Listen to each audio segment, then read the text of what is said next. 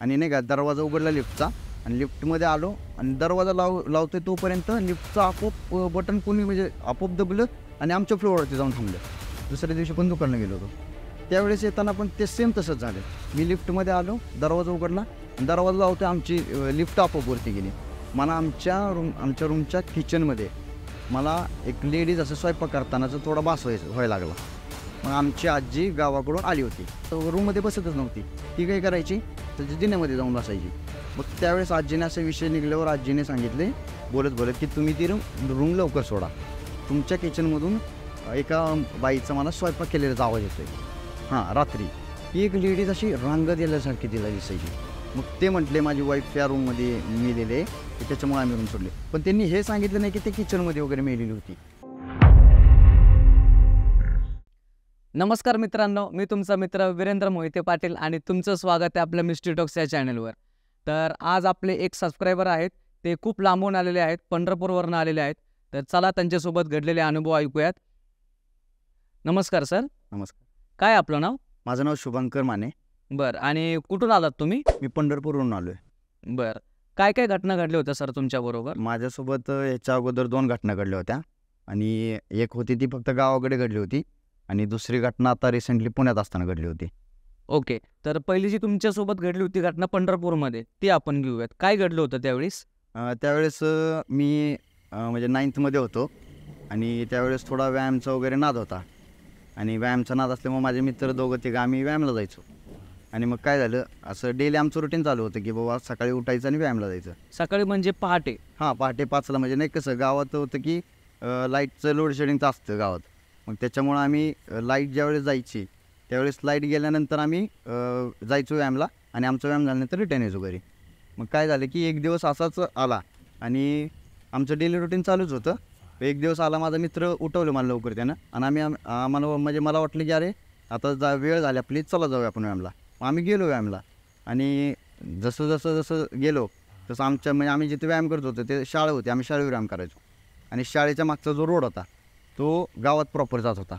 मग आम्ही दोघं चालत गेलो आणि त्यावेळेस एक गल्ली आली मोठी आणि तिथं एक वेच असते ना गावाकडची, तर ती वेच पडकी वेच होती तिथं. आणि ती पडकी वेच तिथं एक सौर ऊर्जेचा मोठा लॅम्प होता. कसला लॅम्प? सौर ऊर्जेचा एक मोठा लॅम्प होता. आणि आम्ही मग गेलो आणि बरोबर त्या सौर ऊर्जेच्या लॅम्पजवळ गेलो आम्ही आणि त्याच वेळेस गावातली लाईट म्हणजे पूर्ण गेली आणि आम्ही असं स्तब्ध झालो ना की त्या टाईमला लाईट गेली आणि मी त्याच लाईटच्या खाली बरोबर थांबलो. म्हणजे एकदम अंधार झाला असेल, काळोख? हां, एकदम अंधार झाला आणि तीच फक्त सौर ऊर्जेची लॅम्प होता ना त्याचीच लाईट फक्त चालू होती आणि आम्ही त्याच्याच खाली म्हणजे बरोबर आलो आणि आम्ही जाऊन तिथं स्तब्ध झालो असं. आणि समोरून एक लेडीज अशी रोडच्या मधून आली. मग माझा मित्राने ती पाहिली आणि मी पण ती पाहिली. पण माझा मित्र म्हटला, अरे शुभ्या, म्हटलं ती बाई मधूनच आली. म्हटलं अरे बघ की. मग मी तिच्यावर पाहिलं पण तिचं चेहरा वगैरे काही दिसत नव्हता. मग तिनं नाही का असं शाल वगैरे पांघरल्यासारखं होतं आणि असं खाली वाकून चालत होती ती. वयस्कर होती का?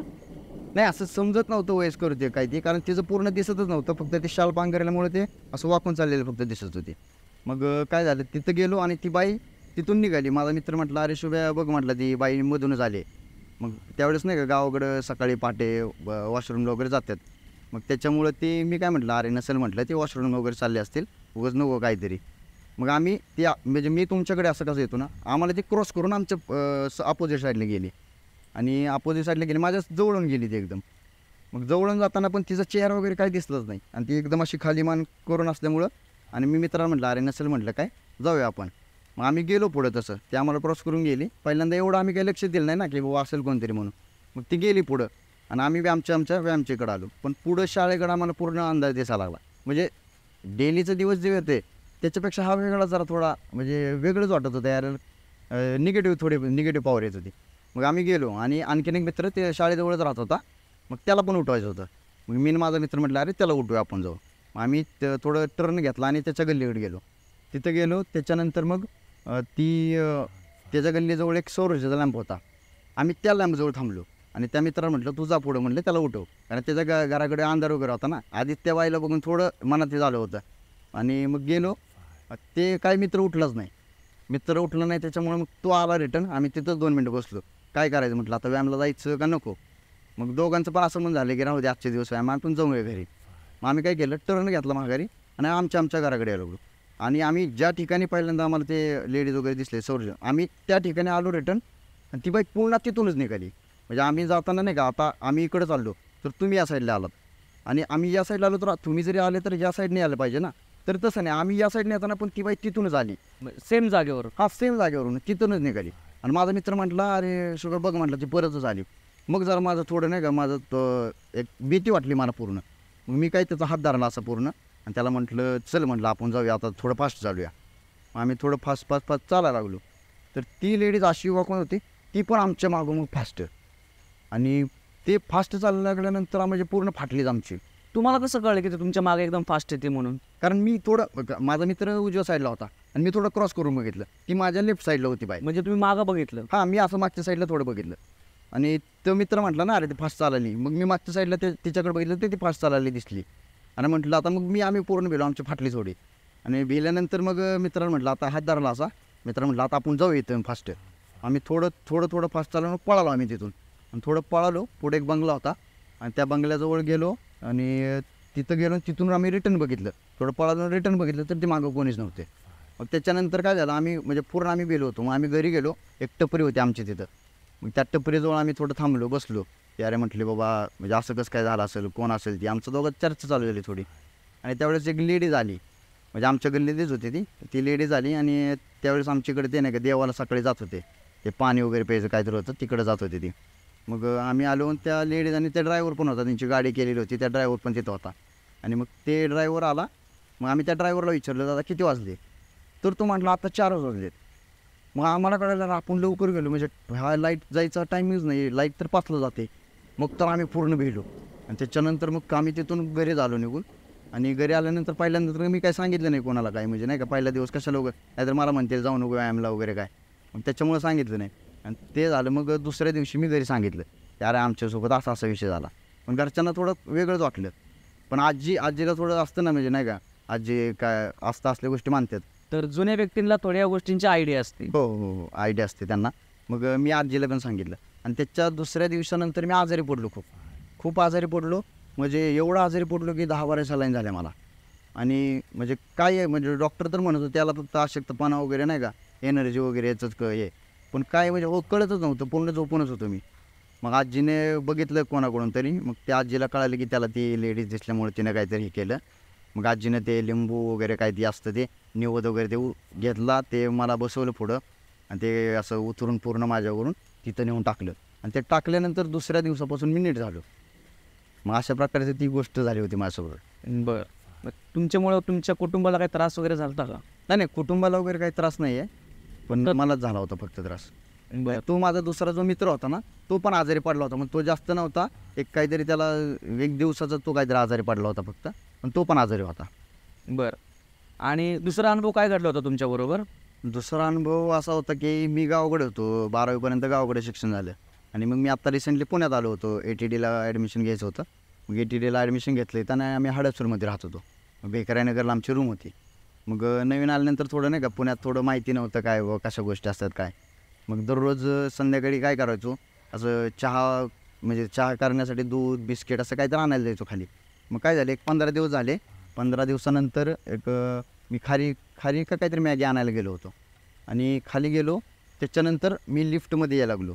आणि नाही का दरवाजा उघडला लिफ्टचा आणि लिफ्टमध्ये आलो आणि दरवाजा लावतोय तोपर्यंत लिफ्टचं आपोआप बटन कोणी म्हणजे आपोआप दबलं आणि आमच्या फ्लोअरवरती जाऊन थांबलं. आमच्या फ्लोअरवरती जाऊन थांबल्यानंतर म्हणजे मला विशेष वाटलं की नाही का अरे मी तर बटन दाबलं नाही, पण मी काय म्हटलं अरे असेल कोणतरी वरून किंवा 5th फ्लोअर नाही तर 3rd फ्लोअर कोणतरी दाबलं असेल. मग मी ते पहिल्या दिवशी टॉयलेट केले, म्हणजे काही विषय एवढा घेतला नाही. मग दुसऱ्या दिवशी मी गेलो खाली, दुसऱ्या दिवशी पण दुकानला गेलो होतो. त्यावेळेस येताना पण ते सेम तसंच झालं. मी लिफ्टमध्ये आलो, दरवाजा उघडला आणि दरवाजा लावतो आमची लिफ्ट आपोआप वरती गेली. दुसऱ्या दिवशी जरा थोडं मला विशेष वाटलं, अरे मी काल पण असं झालं, म्हणजे मी बटन पण दाबत नाही आणि ती आपोआप कसं काही वर जाते. मग मी पहिल्यांदा सांगितलं नाही, म्हणजे आम्ही 3 जण राहत होतो भाऊ बहीण. आम्ही काय म्हणजे सांगितलं नाही मी त्यांना काय अशा गोष्टी घडतात ते. मग तिसऱ्या दिवशी मी बघितलं, अरे म्हणलं आत्ता काय होते का बघू. मग मी गेलो दुकानला आलो, म्हणजे संध्याकाळी जायचो मी 5:30-6 वाजता जायचो. गेलो आणि आलो. त्यावेळेस पण तसंच झालं. मी लिफ्टचा दरवाजा उघडला, लिफ्ट लावतोय आणि आपोआप ते आमच्या फ्लोअरवरती जाऊन थांबली. मग मी जरा थोडं म्हटलं अरे अशा कसं काय गोष्टी होतात, कारण मी तर बटन दाबत नाही. मी काय केलं 5th फ्लोअरवर गेलो, 3rd फ्लोअरवर गेलो तर कोण दिसलं नाही. अरे म्हटलं असं कसं काय होते, काय गोष्टी होतात. मग त्या दिवसापासून मला आमच्या रूमच्या किचनमध्ये मला एक लेडीज असं स्वयंपाक करतानाचा थोडा भास व्हायला लागला. मग तसं भास व्हायला लागला. पहिल्या वेळेस असं मी बाथरूमला जात होतो. वॉशरूमला जाताना मग ते लेडीज मला असं भास झाला. मी बघितलं किचनमध्ये तर काहीच नाही. थोडंसं विचित्र वाटायला लागलं त्या रूममध्ये नाही का. असं पण अनुभव लिफ्टमध्ये घडतोय आणि रूममध्ये पण असे भास होतात. मग ते मी वॉशरूमला गेलो, त्याच्यानंतर आलो. मग मी किचनकडे जायचं थोडं टाळायला लागलो, कारण मला सारखेच भासायला लागले तिथं की स्वयंपाक कोणतरी करते, काय होते गोष्टी. भास व्हायचं का डायरेक्ट दिसायचं? म्हणजे असं आपण सावली कसं म्हणतो की सावली असते, तर तसे ते वाटायचं. म्हणजे असं पूर्ण दिसत नव्हतं, मग सावली एक आपल्याला कळतं ना की सावली आपल्याजवळ कोणतरी गेले, ते तशा प्रकारे होतं. आणि मग काय झालं, एक 3-4 वेळेस मला ते किचनमध्ये भास आले. आणि त्याच्यानंतर आमच्या वॉशरूमचं, म्हणजे आमचा हॉल इथं होता किचनमध्ये आणि बेडरूम इथे होतं, आणि इथून हॉलमधून जायला सरळच रोड होता, इथं वॉशरूम होतं. मग काय झालं, आमच्या वॉशरूमची कडी आतमधून आपोआप लागायची. मग हे माझे माझी बहीण आणि भाऊ होतो, हे तिघांना पण आम्हाला माहिती होते. ते आम्ही विचार केला, अरे आपोआप कसं केलं. पहिल्या वेळेस तर आम्ही सगळीच भिलो, अरे अचानक कसं काय, कोण आतमध्ये आहे का काय. किंवा गॅलरी वगैरे अशी ओपन होती का, किंवा बाहेरनं कोणी येऊ शकल वगैरे असं काय होतं का? नाही, पूर्ण बंदिस्तच होतं. आणि म्हणजे मागून जरी कोणी यायचं म्हटलं तरी खिडकी वगैरे म्हणजे एकदम छोटी खिडकी होती. मग काय झालं, फर्स्ट वेळेस तसं झालं. मग आम्ही थोडं भिलो, तिघंजण पण भिलो की बाबा नाही का आतमधून कोणी लावली का, आत कोण आहे. मग त्याच्यानंतर आम्ही ते बघितलं, पण कोणीच नाही. मग माझ्या मोठ्या भावाने काय केलं की त्या बिल्डिंगच्या दुसरी, म्हणजे शेजारची बिल्डिंग होती, त्याच्या मागच्या टेरेसवरती गेला आणि तिथून त्या खिडकीमधून काठी घालून ते कडी काढली. मग पहिल्या वेळेस तसं झालं, परत आणखीन दुसऱ्या वेळेस पण तसं झालं. मग आम्हाला वाटलं अरे कपड्यामुळे वगैरे नाही का, आतमध्ये कपडे वगैरे अडकवलं त्याच्यामुळे वगैरे झालं का काय, पण तसं पण काय नाही झालं. मग 2 वेळा झालं, 3 वेळा झालं. मग आम्ही त्या म्हणजे नाही घर मालक आहेत त्यांना पण सांगितलं, अरे अशा गोष्टी होतात कडे. ते म्हणले तुमच्या कपड्यामुळे लागत असतील. मग ठीक आहे म्हणलं, आपल्यामुळेच काहीतरी चूक असेल त्यामुळे लागत असेल. मग काय झालं, थोडे 4-5 दिवस गेले. मग आमची आजी गावाकडून आली होती. मग आमच्याजवळ नाही का 2-3 दिवस राहण्यासाठी आली होती. बाबा काय करतात मुलं, कसे काय. मग राहण्यासाठी आली. आणि ती आल्यानंतर तिला आम्ही नाही का रूममध्ये नवीन नाही का, कसं ती गावाकडचा माणूस राहत नाही. मग ते आल्यानंतर ती पहिल्यांदा रूममध्ये बसतच नव्हती. ती काय करायची, म्हणजे रूममध्ये थांबत नव्हती, डायरेक्ट गॅलरीमध्ये जायची, नाहीतर पुढं जिना असायची जिन्यामध्ये जाऊन बसायची. मग पहिल्यांदा वेळेस आम्ही नाही का मन लागत नाही म्हटलं, बाबा बाहेर बसत असेल, पण तसं पण काय नाही. त्याच्यानंतर काय झालं, आजी झोपायला पण गॅलरीमध्येच चालली आणि पायऱ्याच्या तिथं जाऊन झोपायची. मग आजीच्या आमच्या थोडे तंतन व्हायचे ना, अरे एवढे मोठे रूम आहे, तू आतमध्ये झोपत नाही, बाहेर कशाला झोपते. तर आजी काय सांगतच नव्हती, नाही म्हणायची मला इथंच बरं वाटतंय, आतमध्ये काय मला झोप लागत नाही, मी इथंच बरं. मग ठीक आहे, आजीचं म्हटलं नको हिला नादी नको लागायला. मग ती आजी तशी तिथंच झोपायची. मग 2 दिवस राहिली आजी आमच्याजवळ, आणि 2 दिवस गॅलरीमध्ये झोपली, रूममध्ये थांबलीच नाही. आणि मग आम्ही आजीसोबत गावाकडे गेलो. गावाकडे आमचा कार्यक्रम होता घरचा. मग त्यावेळेस गावाकडे गेलो. आणि गावाकडे गेल्यानंतर आम्ही संध्याकाळी बसलो होतो असे सगळे, म्हणजे नाही का गावाकडे गेल्यानंतर सगळे बसलो. मग त्यावेळेस आजीने असे विषय निघल्यावर आजीने सांगितले बोलत की तुम्ही ती रूम लवकर सोडा. ती रूम लवकर सोडा म्हटल्यानंतर माझा मोठा भाऊ, आम्ही म्हटलं की काय झाले ते, कशामुळं असं, म्हणजे असं कसं काय म्हणते. तर नाही, तुम्हाला नाही माहिती, तुम्ही रूम सोडा. ते सांगतच नव्हती. मग मी थोडा प्रेस केला, आम्ही त्यांना थोडं फोर्स केला आजीला. म्हटलं सांग भाऊ काय झाले काय. तर मग आजी मला म्हटली की अरे म्हणजे, आणि भावाला आम्ही सगळे बसलो ना त्यावेळेस, म्हटली की तुमच्या किचनमधून एका बाईचा मला स्वयंपाक केलेलाचा आवाज येतो आहे. हां, रात्री सगळे झोपले ना, तिला स्वयंपाक केल्याचा आवाज यायचा. आणि तिला दिवसा काय व्हायचं की ती बसली ना रूममध्ये, की एक लेडीज अशी रांगत गेल्यासारखी तिला दिसायची, म्हणजे बारकं कसं रांगतं, तर ती लेडीजच अशी मोठी होती ती, आणि तिला असं रांगत तिच्याकडे येल्यासारखं दिसायची. म्हणून ती काय, तिला ते वेगळं वाटायचं, म्हणून तिला दिसायचं ते, त्यामुळे ती रूममध्ये थांबतच नव्हती. आणि आम्हाला सांगावं होतं तर आम्ही बेल, म्हणून तिनं आम्हाला काय सांगितलं नाही. आणि त्या 2 दिवसांना आम्ही गावाकडेच गेलो. मग आम्हाला आजीनं सांगितलं, आम्ही पण गेलो. मग मी त्यावेळेस आजीला सांगितलं की मला पण असे भास होते किंवा मला किचनमध्ये दिसते किंवा कडी लागली आपली. मग असे आम्ही सांगितलं. मग आजी म्हटले नाही लवकर सोडा ते रूम. त्याच्यानंतर मग मी माझा भाऊ, मग आम्ही ठरवलं की नाही आपण अशा गोष्टी आहेत. तर मला परत भाऊ आणि बहीण म्हणाले की आम्हाला आधी का सांगितलं नाही, तू एकटाच, म्हणजे तुला काय, म्हणजे नाही का भीती, तुला काय झालं असतं तर काय असतं. मग ठीक आहे म्हटलं. मग त्याच्यानंतर मग आम्ही पुण्याला आलो रिटर्न. आणि 1-2 दिवस राहिलो. त्याच्यानंतर आम्ही त्यांना सांगितलं घर मालकाला की बाबा आम्ही रूम सोडणार आहे, म्हटलं आम्ही काही इथं नाही राहणार आता, आम्ही रूम चेंज करायला थोडं काम. त्यांना आम्ही खरं सांगितलं नाही. पण त्याच्यानंतर आम्ही शेजारच्यांना विचारलं, म्हणजे शेजारी आम्ही जिथं राहत होतो त्याच्या शेजारच्यांना विचारलं. तिथं आधी जे रूममध्ये राहत होते ना तेच माणूस पुढे राहत होते. मग त्यांना आम्ही विचारलं तुम्ही का रूम सोडली ही. मग त्यांनी आम्हाला सांगितलं नाही. मग ते डॉक्टर होते, पण ते जे होते ना ते डॉक्टर होते, आमच्यासमोर राहत होते. मग त्या डॉक्टरांना विचारलं, ते पहिल्यांदा काय त्यांनी सांगितलं नाही, पण त्यांचा एक लहान मुलगा होता, तो आमच्यातच खेळायला यायचा. मग तो त्यांच्या रूममध्ये थांबतच नव्हता, तो आमच्याच रूममध्ये यायचा. मग ते त्यांना फोर्स करून आम्ही डॉक्टरांना पण विचारलं, म्हणजे काय कशामुळे सोडले, का दुसरं कारण काय होतं. मग ते म्हटले माझी वाईफ या रूममध्ये मेलेली आहे, की त्याच्यामुळे आम्ही रूम सोडले. पण त्यांनी हे सांगितलं नाही की ते किचनमध्ये वगैरे मेलेली होती. त्यांनी त्या डॉक्टरांची वाईफ तिकडे मिळते का? हां, त्या डॉक्टरांचीच वाईफ तिथे मेली होती, मग त्या किचनमध्ये. तर किचनमध्ये मग आम्हाला ते नंतर कळालं. मग आम्ही काय केलं, मग डॉक्टरांना विचारलं. मग माझे रिलेटिव्स वगैरे आहेत तिथं हडपसरमध्ये. मग आम्ही त्यांना विचारलं, की त्यांना सांगितलं अरे अशा अशा गोष्टी आहेत, मग ह्यांनी आपल्याला केलं. मग आमचे रिलेटिव्स जरा थोडे येत नाही ना, मग त्यांनी काय केलं, ते घरमालकाला बोलवलं. ते डायरेक्ट घरमालकावर म्हणजे नाही का बोलायला येते, बुवा तुम्ही आम्हाला काय सांगितलं नाही, अशा गोष्टी घडतात इथं, मग आमचे मुलं राहतात असं तसं खूप सारे त्यांना बोलले. मग त्यांनी त्यावेळेस सांगितलं की हे जे डॉक्टर आहेत त्यांची वाईफ त्या रूममध्ये किचनमध्ये काहीतरी काम करताना अशी खाली पडली आणि ते जागेवरच ते खाली झाली. त्यामुळे तिचं ते राहतं तिथं आणि तिचं ते नवरा होता ना डॉक्टर, तर त्यांना पण ते दिसायची, त्यांना पण ते अनुभवायचे, म्हणून त्यांनी ते रूम सोडून दिली. आम्हाला ते नंतर सांगितलं. त्याच्यानंतर मग आम्ही काय केलं की ठीक आहे म्हटलं, मग आता आपण जास्त कशाला काय बोलायचं, आम्हाला बी कळालं तुम्ही सांगितलं. फक्त आम्ही त्यांना एवढं म्हटलं की ह्या रूममध्ये नंतर कोणाला राहू देऊ नका, जरी राहायचं असेल काय तर तो मावन पूजा काहीतरी करून घ्या. मग आम्ही ते घेतलं आणि त्याच्यानंतर 2 दिवसांनी आम्ही रूम सोडली. अशा प्रकारचा तो अनुभव होता. घरच्यांना आणि तुम्हाला काय त्रास झाला का त्यावेळेस? हां, घरच्यांना त्रास म्हणजे काय होतं की माझ्या मोठ्या भावाच्या आणि बहिणीचे खूप भांडण, एवढे भांडण की अक्षरशः मारामारीपर्यंत. आणि दोघं पण मोठे होते, माझ्यापेक्षा किती तर मोठे. म्हणजे मी 12th नंतर बघा ना, म्हणजे फर्स्ट इयरला होतो आणि ते माझ्यापेक्षा 5-5, 6-6 वर्षांनी. त्यांच्या दोघांचे एवढे भांडण व्हायचे. आणि दीदी काय करायची की दीदी फक्त बेडरूममध्ये असायची, ते स्टडी वगैरे चालायचा, आणि दादा ह्याच्यामध्ये असायचा. त्यामुळे मला जागा नाही, मी इकडचे तिकडे इकडे तिकडे असायचो. आणि ते दोघं ह्या रूममध्ये कधीच येत नव्हते, मग दोघंच कधीच पटत नव्हतं. पण ज्यावेळेसपासून आम्ही ती रूम सोडली त्यावेळेसपासून सगळं व्यवस्थित, ते म्हणजे कधी भांडण नाही झालं, काय नाही, सगळ्या गोष्टी व्यवस्थित झाल्या सगळ्या परत. आणि रूममध्ये यायच्या आधीपासून ते भांडण करायचे का? नाही, रूममध्ये यायच्या अगोदर ते भांडण नव्हते करत. जसे ते रूममध्ये आले तसे ते भांडण करायले आणि त्यांच्यात वाद चालू झाला सारखा. बरं. हां. आणि याच्या व्यतिरिक्त काय हेल्थचे वगैरे इश्यू आलते का?